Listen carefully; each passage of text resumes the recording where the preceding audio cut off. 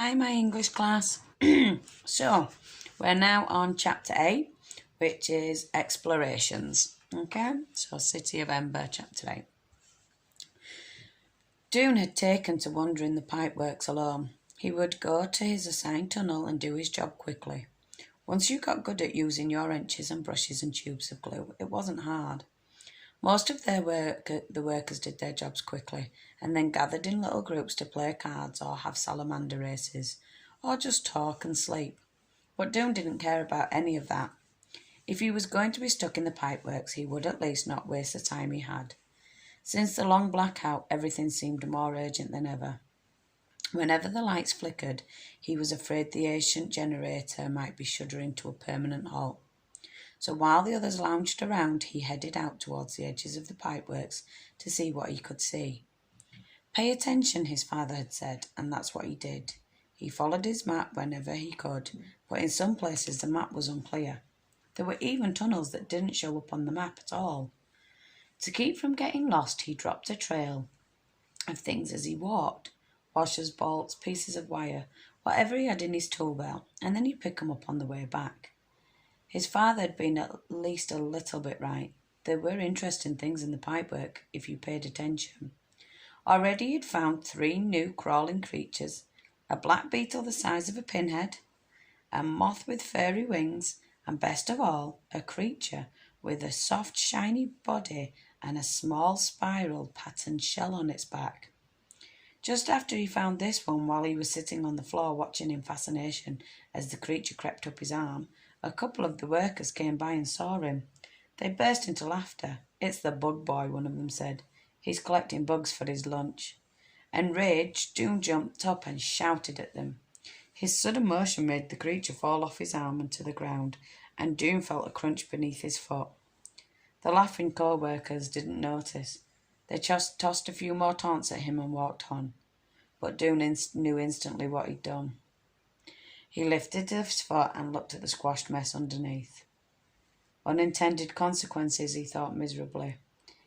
He was angry at his anger. The way it surged up and took over. He picked the bits of shell and goo off the sole of his boot and thought, "I'm sorry. I didn't mean to hurt you."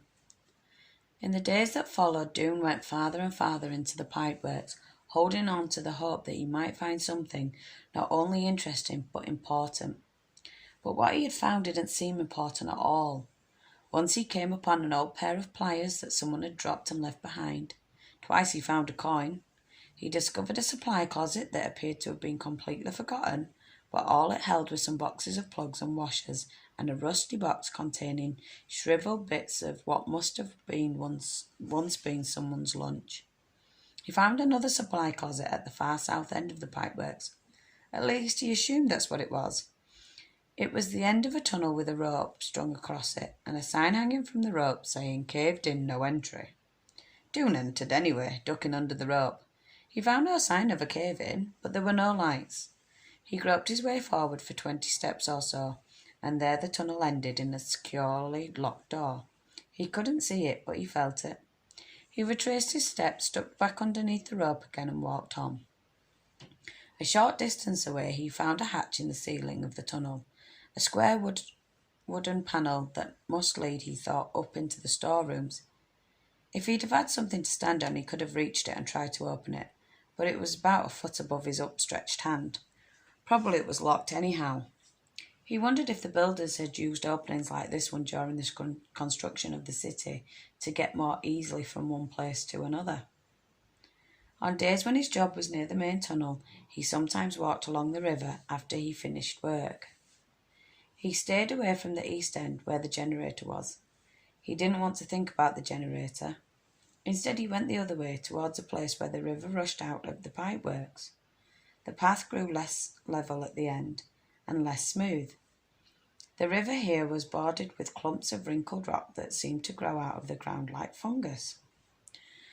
Doone liked to sit on these clumps, running his fingers along the strange creases and crevices that must have been carved somehow by running or dripping water. In some places there were grooves that looked almost like writing. But as for things of importance, Doone found none. It seemed that the pipeworks was no use after all to a person who wanted to save the city. The generator was hopeless. He would never understand electricity. He used to think he could use electricity to invent a movable light if he studied hard enough. He took apart light bulbs, he took apart the electric outlet on the wall to see how the wires inside wound together, and in the process got a painful vibrating jolt all through his body.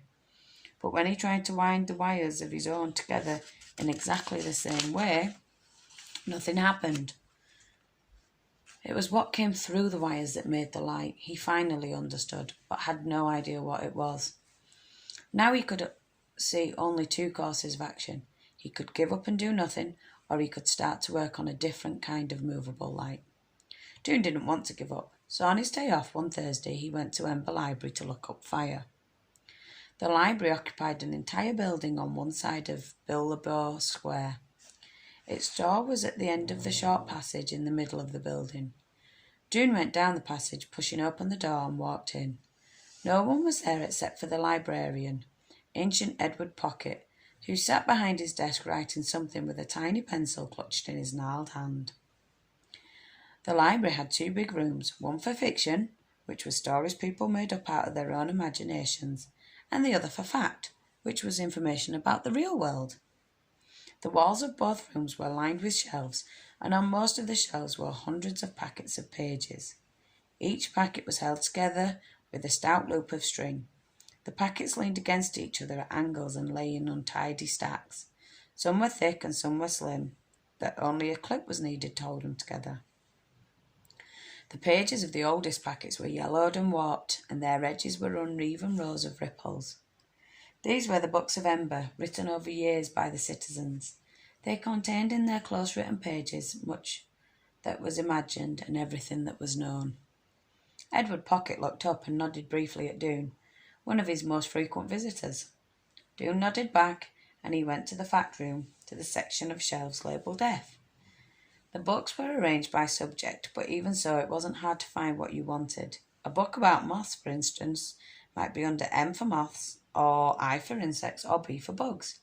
It might even be under F for flying things. Usually you had to browse through the entire library to make sure you'd found all the books on one subject. But since he was looking for fire, he thought he might as well start with the F. Fire was rare in Ember. When there was a fire, it was because there'd been an accident.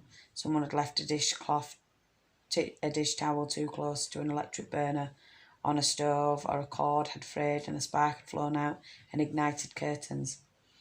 Then the citizens would rush in with buckets of water, and the fire was quickly drowned.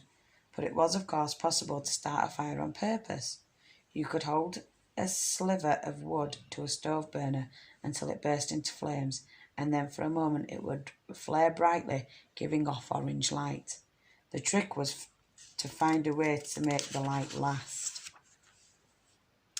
If you had a light that could keep going, you could go out into the unknown regions and see what was there.